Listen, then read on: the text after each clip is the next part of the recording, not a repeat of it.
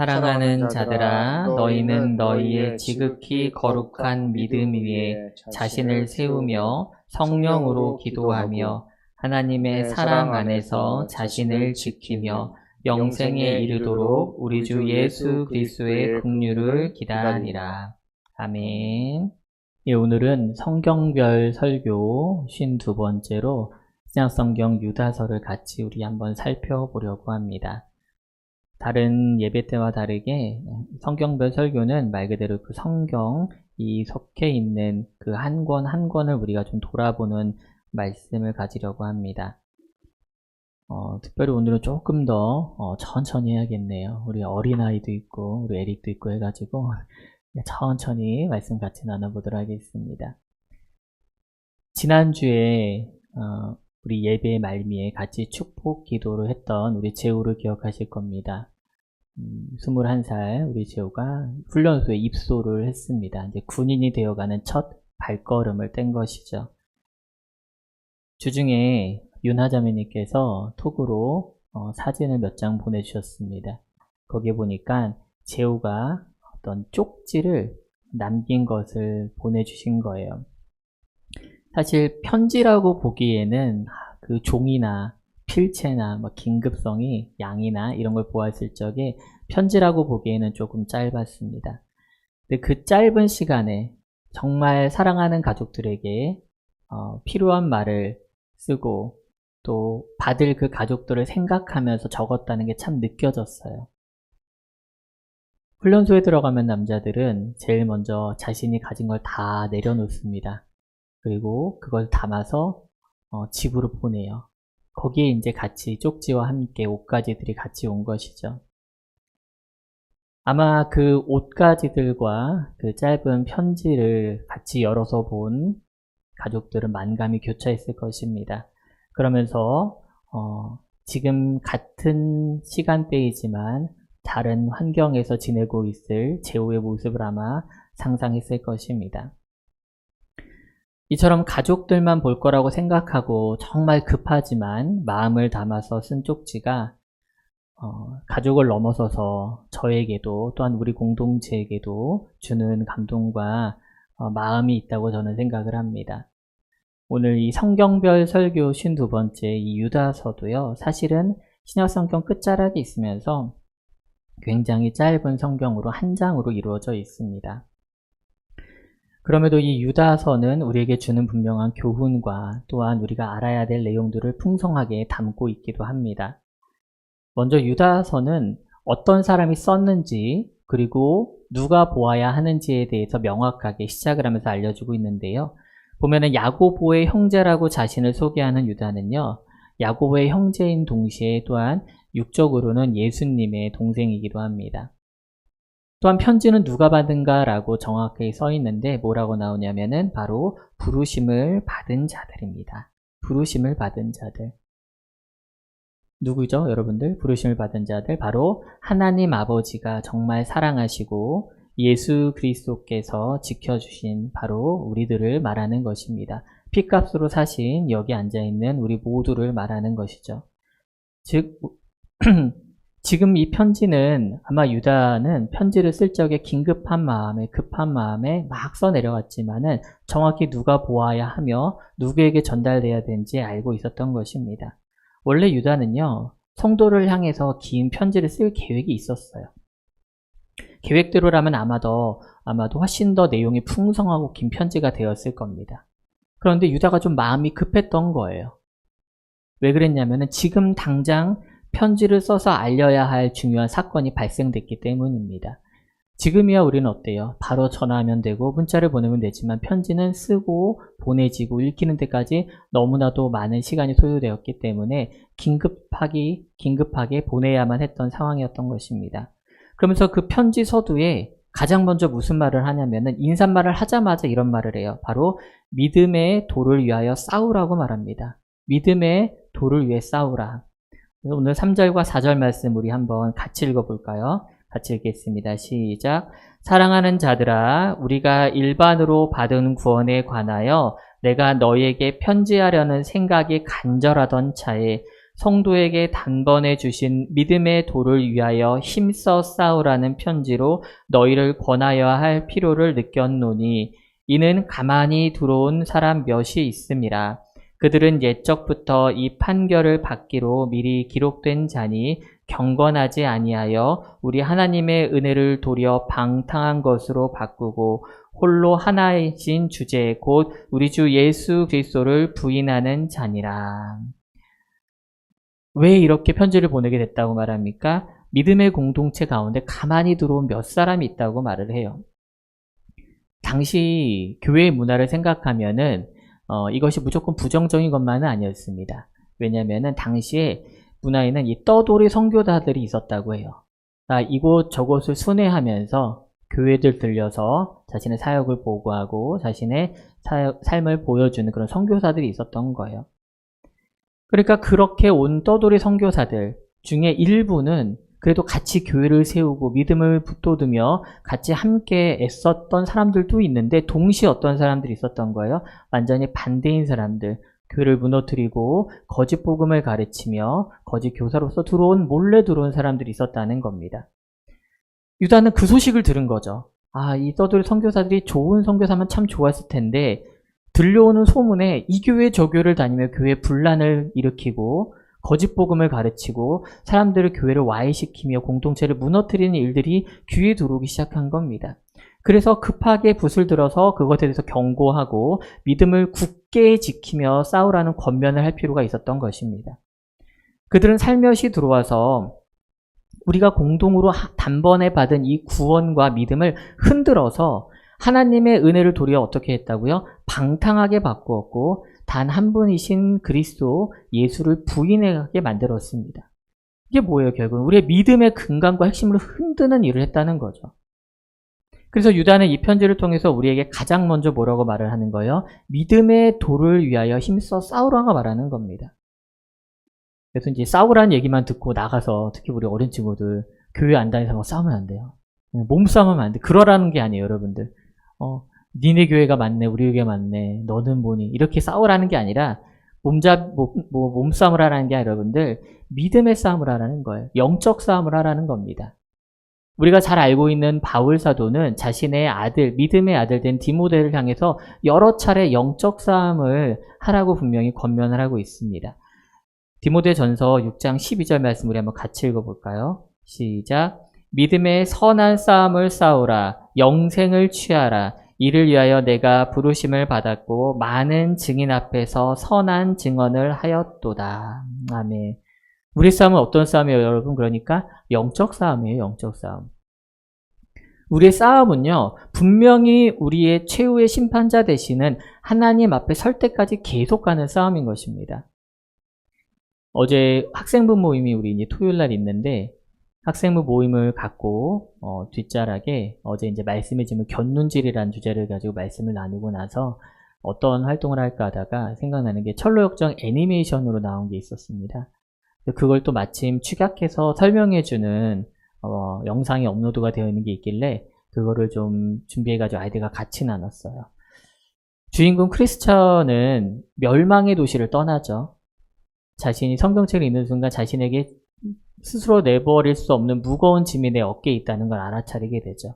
그리고 도시가 멸망할 거라는 이야기를 듣고 천국의 도시를 향해 떠나가는 여정을 그리는 게 철로역정의 큰 이야기입니다. 근데 그 길이 어때요, 여러분들? 결코 평탄하지 않아요. 그냥 그 자리만 벗어나면 바로 천국으로 갈 것 같은데 결코 그렇지 않다는 거죠. 어때요? 자신이 벗어나자마자 막 쫓아와서 다시 돌아가자고 회유하는 사람도 있고 또 크리스천이 걸어가는 그 길마다 덫을 놓고 속임수를 놓아서 넘어뜨리고 무너지게 하고 마음이 무너지게 해서 다시 돌아가게끔 하는 그런 사람들이 계속 나옵니다. 끝에는 사탄이 직접 나서서 아예 그와 믿음의 결투를 벌이기도 하죠. 크리스천 싸움은 사실은 영적인 싸움 가운데서 중간에 영적으로 하나님께서 부어주시는 전신갑주를 분명히 취하거든요. 전신갑주를 취하는데 그럼에도 불구하고 정말 힘든 싸움을 해야만 했습니다. 심지어 어느 곳에서는 그 크리스천을 비롯한 믿음의 사람을 잡아다가 옥살이를 시키고 때리고 심지어 마지막에는 죽이기까지 합니다. 근데 결코 사람들의 방식으로, 세상의 방식으로 저항하지 않아요. 그들은 기도하고 오직 소망 대신 하나님을 바라보면서 믿음의 방식으로 싸워서 이겨냅니다. 이게 바로 우리가 오늘 말하는 믿음의 도를 위한 영적 싸움인 줄 믿습니다. 유다는 우리가 사실은 이 사실을 모르는 게 아니에요. 여러분들께서 교회를 다니면서 신앙생활을 하면서 이렇게 합니다는 얘기를 저에게 처음 듣는 게 아닐 겁니다. 그럼에도 유다는 우리가 잘 알고 있지만 그럼에도 불구하고 다시 한번 되새겨야 한다는 것에 대해서 다시 한번 주시시킵니다. 우리가 매주마다 모여서 말씀을 나누고 말씀을 다시 한번 되새기는 게 뭐예요? 다시 한번 우리 가운데 있는 이 세상의 영적 싸움이 우리 눈앞에 있음을 자꾸 잊기 때문인 것이죠. 우리가 세상 가운데 살면서 세상에 포함되다 보니까 우리의 싸움의 방향성과 목표와 우리가 걸어가야 할 표대를 놓치기가 쉽다는 것입니다. 또한 우리는요, 이 땅을 살아가면서 영적 싸움뿐 아니라 정욕의 싸움도 있음을 잊어서는 안 됩니다. 사도 야고보는 우리의 싸움이 또한 우리의 다툼이요, 특별히 공동체 안에서 일어날 때 정욕으로부터 난다고 분명한 경고를 하고 있는데요. 야고보서 4장 1절 말씀을 한번 같이 읽어보겠습니다. 야고보서 4장 1절입니다. 시작. 너희 중에 싸움이 어디로부터 다툼이 어디로부터 나느냐? 너희 지체 중에서 싸우는 정욕으로부터 나는 것이 아니냐? 그러면서 우리 오늘 본문에서는 이 정욕의 싸움에 대해서 대표적인 예를 어디를 들어주냐면 바로 소돔과 고모라입니다. 그래서 소돔과 고모라에 대해서 7절에서 말하고 있죠. 소돔과 고모라가 그 이웃 도시들도 그들과 같은 행동으로 음란하고 다른 육체를 따라서 가다가 어떻게 되었다고요? 영원한 불의 형벌을 받음으로 우리에게 거울이 됐다고 해요. 우리의 반면교사가 되었다라고 말을 합니다. 근데 여기서 말하는 정욕이요, 여러분들 단순히 그 성적 탈환만을 의미하는 것은 아니에요, 여러분들. 그것이 가장 이제 근간에 있긴 하지만은 정욕이라는 우리말로 번역된 이 단어를 원래를 보면요, 그 안에 사실은 기쁨이라는 뜻과 행복이라는 뜻이 들어있거든요, 여러분들, 엄연히. 근데 동시에 그 기쁨과 행복의 원천이 어디 있느냐에 따라서 달라진다는 거예요. 그래서 이 단어를 더 깊이 들어가면은 갈망이라는 뜻이 들어있어요, 갈망. 그 얘기를 정리하면 어떻게 되냐면은 우리가 정말 우리 살아가면서 우리가 기뻐하는 것, 행복하다고 느끼는 것에 대한 원천을 어디에 두고 누구에게서 갈망하는지, 그것이 비뚤어 나갈 적에 우리가 말하는 정욕으로 간다는 겁니다, 여러분들.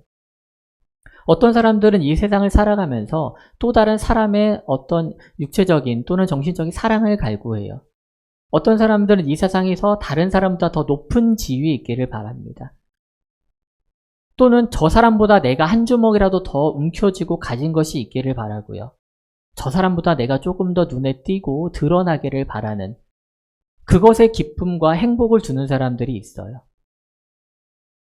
그게 바로 성경에선 정욕이라고 말하는 겁니다. 우리의 온전한 기쁨과 온전한 행복의 원천은 하나님 아버지만 가능하신 거예요. 왜냐하면 우리가 그분에게서부터 나왔기 때문입니다. 우리가 그분과 동질을 성향을 가진 형상을 가진 존재이기 때문에 우리의 참된 안식과 기쁨과 행복은 온전히 하나님 안에서만 누려질 수 있는 것인 줄 믿기를 원합니다. 그래서 우리의 기쁨과 행복의 원천과 또한 그 갈망을 하나님께 두시는 우리 여러분 되시길 원합니다. 그래서 그렇게 하지 않는 자들을 여기서는 뭐라고 말하냐면은 바로 경건하지 않은 자들이라고 말을 하는 것이고요. 정욕대로 살아가는 자들이라고 말합니다. 그러니 그런 자들이 교회 공동체로 들어오면 어떻겠어요? 처음에는 아닌 척하고 아닌 것 같지만은 결코 그들의 성향이 숨겨지지 않는 거예요. 하나님을 갈망하고 하나님의 안에서 기뻐하는 것이 아니라 자신이 그동안 해왔던 방식대로 자신의 정욕을 표출하다 보니까 결국 교회 안에서 분열을 일으키고 육에 속한 자로, 성량이 없는 자로 드러나게 된다는 것입니다. 사랑하는 성도 여러분, 우리의 싸움은 철저하게 영적 싸움인 줄 알기 원합니다. 또한 정욕과의 싸움입니다. 우리는 그런데 서두에 말한 것처럼 우리의 존재, 우리의 가치를 잊어서는 안 돼요. 우리가 어떤 사람들이라고요? 바로 주님의 부르심을 받은 자들이라고요.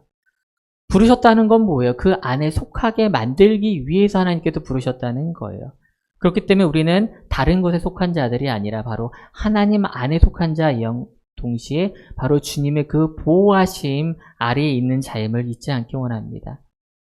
또한 유다는요, 오늘 우리에게 믿음의 공동체를 흔드는 이 거짓 교사들, 이 대적자들에 대해서 특징 몇 가지를 우리에게 예를 들어 알려주고 있습니다. 유다서 중간쯤 보게 되면은 조금 낯선 이야기들이 나옵니다. 모세의 시체에 대한 이야기도 나오고요. 에녹이 어떤 이야기가 나오기도 합니다. 사실 우리가 지금 보기엔 좀 낯선 이야기이지만은 당시 1세기의 그리스도인이라면은 익히 알아들을 만한 들어본 적이 있는 이야기들이었기 때문에 유다는 이 이야기를 차용해서 그리스도인들에게 믿음을 굳건히 세울 것을 또한 어떤 이들이 대적자 되는지에 대해서 우리에게 분명히 설명해주고 있습니다. 9절에 보면은 천사장 미가엘과 마귀의 다툼을 다루고 있는데 모세의 승천기라고 하는 지금 이제 소실된 책에서 인용한 내용인데요. 구체적인 내용을 다 말씀드리긴 어렵지만은 모세를 살인자로 몰아서 시체를 그냥 매장하는 걸 어떻게 해야 되냐에 대해서 미가엘과 또한 마귀의 다툼을 다루는 그런 내용들입니다. 근데 유다는 사실은 이 글을 통해서 진짜 하고 싶었던 얘기는 무엇이었냐면 10절 말씀을 하고 싶었던 거예요. 10절. 10절 말씀 우리 세 번역으로 화면으로 한번 또는 주보로 같이 한번 읽어보겠습니다. 시작. 그런데 이 사람들은 무엇이든지 자기들이 깨닫지 못한 것은 욕합니다. 그들은 이성이 없는 짐승들처럼 본능으로 아는 것, 바로 그 일로 멸망합니다. 이 대적자들의 첫 번째 특징을 이 구절에서 우리는 찾아볼 수 있는데요. 자기들이 깨닫지 못한 것은 욕한다는 거예요. 자신들이 깨닫지 못한 것은 욕한다. 이게 무슨 뜻이냐면은 자기들이 아는 것이 최고라고 여기는 거예요. 그 외의 것은 다 배척해요. 잘못됐다라고 그냥 단정 지어버립니다.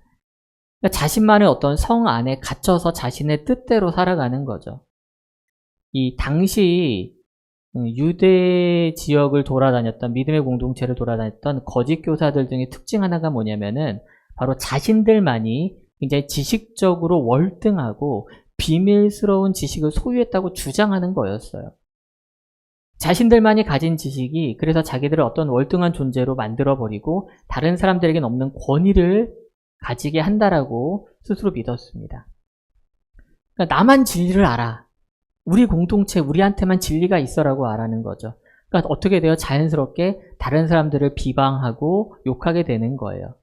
그래서 이들을 뭐라고 말하냐면 영지주의자라고 말해요. 영지주의자들. 영지주의자들을 이제 그노시즘이라고 하는데 거기서 앞부분에 있는 그노시스가 헬라어에서는 지식을 말해요. 지식. 우리 한자적으로 영지주의는 뭐 영적인 지식을 가진 자들이라고 말할 수 있는데 사실 이제 기독교의 가장 초기부터 존재해왔던 이단의 형태예요. 뭐 교주가 따로 있거나 교리가 있는 건 아닌데 영지적인, 그러니까 자신만이 가지고 있는 지식이 특수하며 내가 하는 것이 전부라고 주장하며 다니는 사람들이 있었다는 겁니다. 복음적인 해석에서 벗어나서 자기들만 지식이 옳다고 주장하는 거예요. 근데 여러분들 사실 그게 그때만 그랬을까요? 잘 보세요. 요즘도 그렇습니다. 요즘도 그래요. 근데 우리가 솔깃해요. 왜 이단에 넘어가는지 아세요, 여러분들? 기존 교회에서 어떤 해석하지 않았던 방식으로 독특하게 정말 그럴싸해 보이게 말을 꽤 맞추면서 설명해 주니까 특히 젊은 청년들, 어린이들이 넘어가는 거예요. 근데 성경은 여러분들 덮어놓고 믿는 게 아니죠. 누구나 열어서 보면 알 수 있게끔 주어진 게 복음이에요. 복음은요, 우리 지금 이 자리에 앉아있는, 이동하는 우리, 예준이부터, 누구나, 중학생, 고등학생, 대학생 할 거 없이 어른까지 누구나 들으면 다 이해할 수 있고, 깨달아 알 수 있는 방식으로 우리에게 주어진 게 복음입니다. 하나님은 특정한 몇몇 사람들, 이스라엘, 유대인, 몇몇 사람들을 위해서 준 게 복음이 아니라는 거예요. 누구나 알고 누구나 구원에 이르길 바라시는 게 주님의 소망이시고 희망이시기 때문에 그렇기 때문에 분명히 복음은 만천하에 분명히 드러나게끔 주어진 줄 알기 원합니다. 며칠 전 우리 지역에도 방문하셨던 탁질 교수님께서 현대종교라고 하는 유튜브 채널에 영상을 하나 올리셨어요. 뭐 정기적으로 올리시긴 하는데 제 카테고리에 떴더라고요. 그래서 봤더니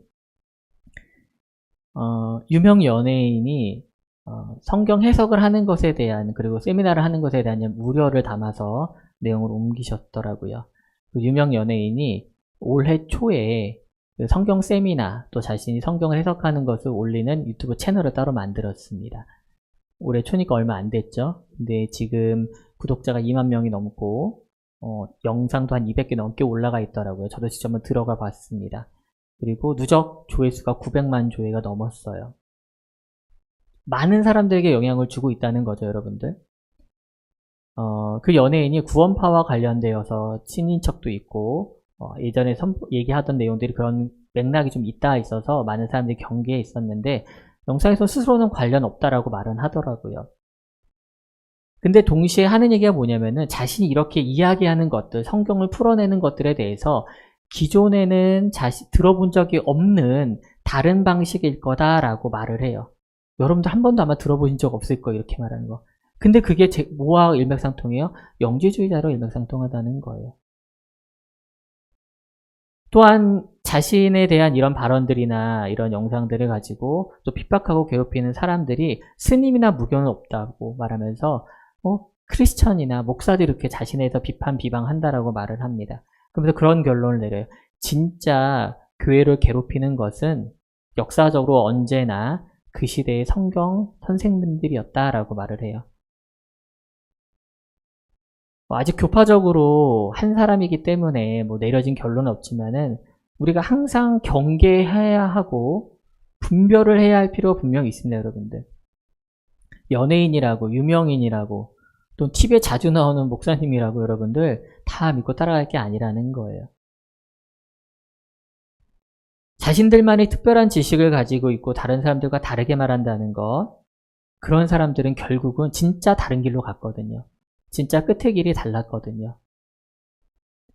그렇기 때문에 여러분들께서는 우리가 정말 분별해야 돼. 이 시대에 우리의 대적자들, 우리를 넘어뜨리려는 자들이 스스로 특별하다 할 때, 스스로 우리만 가지고 있는 특별한 지식이 있다 할 때 조심해야 합니다. 또한 두 번째 특징은 그들은요, 경건하지 않다는 거예요. 경건하지 않다는 겁니다. 그러면서 예를 드는 게 11절을 뭐라고 말합니까? 그들에게는 화가 있습니다. 그들은 가인의 길을 걸었으며 삭슬 발아서 발람의 그릇된 길에 빠져들었고 고라의 반역을 따르다가 망하였습니다. 라면서 대표적인 세 사람을 언급을 합니다. 경건하지 않은 사람 세 사람의 이름이 여기 나오죠. 가인은 여러분들 잘 아시죠? 처음으로 살인을 한 사람입니다. 자신의 죄는 돌아보지 않고 사랑해야 할 동생을 충동적으로 죽인 사람입니다. 발람이라고 하는 사람은 사실 처음에는 하나님의 선지자였어요. 근데 당시 다른 이방의 왕인 발락이라고 하는 사람이 발람이 유명한 선지자니까 데려다 스카웃을 하려고 했어요. 돈을 많이 주고 하면서 와가지고 이스라엘은 좀 저주하고 우리나라 사람 좀 축복해줘 이렇게 스카웃을 막 회유했어요. 근데 처음에 발람이 안 넘어갔거든요. 그럴 수 없다. 근데 말을 하려고 해도 하나님이 다 축복으로 바꾸시고 막 그러셨어요. 그런데 결국 발람은 나중에 이스라엘 백성들을 유혹해가지고서는 우상에게 죄를 짓게 만드는 큰 범죄를 저지릅니다. 그래서 배교자의 대표 인물이 됐어요. 고라라고 하는 사람은요, 출애굽, 이집트를 탈출해서 광야에서 지낸 시기에 모세가 하나님이 세우신 지도자 아니었겠습니까? 근데 그 모세의 반역을 했어요. 사람들을 모아다가 자신들의 세력을 불리고 더 이상 모세를 인정하지 않겠다. 우리 갈라서자라고 해가지고 했던 그런 반역자입니다. 그래서 그는 땅이 갈라지는 죽음을 맞게 되죠. 이들에 대해서는 각자 있었던 거예요. 사랑이 없고요. 배교를 하고요. 또한 자신보다 더 높은 권위를 무너뜨리고 자신이 그 자리에 서고자 합니다. 이런 사람들을 경건하지 않다라고 말합니다. 또한 그들은 오늘 보면서 뭐라 하냐면은 늘 원망하고 불만을 토하고 정욕대로 행하면서 입에는 자기 자랑이 끊이지 않는다. 자기 이익을 위해서만 아첨한다라고 분명히 말을 합니다. 사실 우리가 살아가는 이 시대에 이런 사람 정말 많죠, 여러분들. 저도 아마 어떤 카테고리에는 저도 속할지도 모릅니다. 여러분들도 그럴지도 몰라요. 근데 우리가 이 시대를 살아가면서 오늘 유다서가 주는 게 뭐예요? 분별하라는 거예요, 여러분들. 이 시간 우리가 한번 촉을 세우고 이 시대를 살아갈 적에 하나님께서 우리를 믿음의 사람으로 세우셨고 믿음의 선한 싸움을 싸우게 하셨지만은 우리의 대적자들, 우리가 어떤 이들과 싸우고 있는지에 대한 명확한 판단이 서지 않으면 우리의 싸움은 이길 수 없는 것이 되기 때문입니다. 그래서 우리는 방금 본 것처럼 우리의 대적자들에 대해서 잘 알아야 됩니다. 특별한 지식을 가지고 있다고 우월성을 느끼면서 남들을 업신여기는 사람들이 있는데 우리 기독교는 그래서 안 돼요, 여러분들. 여러분들 우리 교회 몇 달 더 먼저 다녔다고 그러면 안 되시고 성경을 좀 더 많이 읽었다고 그렇게 하시면 안 되는 거예요. 알면 알수록 우리 말처럼 고개를 숙여야 되지 않겠습니까? 더 섬겨야 되는 거예요. 왜 예수님이 가장 지식적으로 뛰어나시고 영적으로 온전하신데 왜 무릎을 꿇으셨습니까? 왜 제자들의 발을 닦이시고 왜 제자들에게 식사 대접을 하셨습니까? 진짜 그리스도인들은 진짜 교회는 그래야 하기 때문이에요. 정말 특별한 지식을 우리가 소유했을 때 그것을 우리의 삶 가운데 드러내는 것, 그게 진정한 그리스도인들의 자세이기 때문입니다. 그래서 우리는 세상에서 말하는 이런 부류들과 경계성을 가지고 우리 그리스도인들이 어떻게 걸어가려는지 알아야 할 것입니다. 참 이렇게만 들으면 너무나도 무섭고 막 사람들이 다 이상해 보여요. 새로운 사람도 이상해 보이고 기존에 있던 사람도 이상해 보이고 그래요. 결국 우리의 힘으로 할 수 없는 거예요. 우리가 아무리 경계를 하고 애쓸지라도 사탄의 세력들은 지금 이 시대를 좌지우지하고 있기 때문이죠. 그래서 우리 가운데 마지막에 이런 말씀을 우리를 권면하는 것입니다.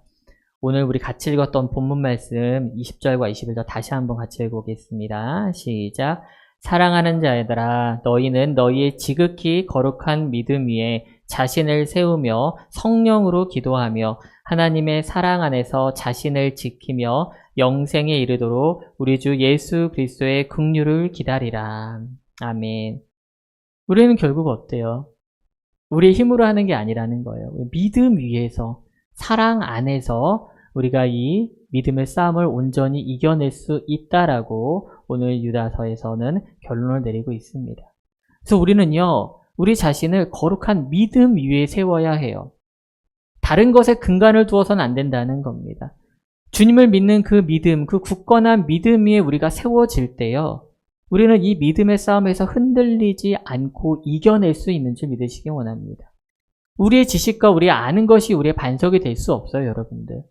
우리의 지식은 오직 예수 그리스도 그분 한 분에게만 세워져야 되는 줄 믿습니다. 또한 우리는 하나님의 사랑 안에서 우리 자신을 지켜낼 수 있습니다. 다른 테두리가 없습니다. 다른 보호막이 없습니다. 하나님의 사랑만이 우리를 이 세상의 믿음의 싸움에서 온전하게 보호하실 수 있습니다. 우리는 세상에 발붙이고 세상에 살지만 온전히 세상에 속한 사람들은 아닙니다. 우리는 지금도 하나님의 나라에 소속된 자들로 하나님의 사랑 안에서 살아가고 있는 자임을 잊지 말아야 할 것입니다. 그렇기 때문에 우리는 우리의 욕심과 정욕이 우리를 끌고 갈 때가 있어요. 우리의 행복과 기쁨의 원천을 그곳에 두려고 할 때도 있지만은 다시 한번 우리는 돌이켜서 우리의 삶이 하나님의 사랑 안에 있음을, 하나님이 우리의 온전한 기쁨이며 행복의 원천 되심을 깨달아 그 안으로 점차 들어가야 함을 잊지 말아야 할 것입니다. 그러므로 해서 우리는 어떻게 됩니까? 마침내 그 보호하심 아래서 흠이 없는 자로 하나님의 기쁨으로 서게 되는 줄 믿으시기 원합니다. 사랑하는 성도 여러분, 우리가 이 오늘 아침 짧은 편지 한 장을 통해서 우리가 어떤 존재이며 어떤 시대를 살아가고 있고 누구를 향해 영적 싸움을 해야 할런지에 대한 이야기를 나눴습니다. 오늘 말씀을 기억하셔서 우리가 앞으로 살아가야 할 시간을 통해 하나님의 영적 싸움을 이겨내시고 하나님이 기뻐하시는 그 삶을 통해 하나님의 나라로 점차 걸어가는 우리 모두가 되기를 주님의 이름으로 축복합니다. 아멘.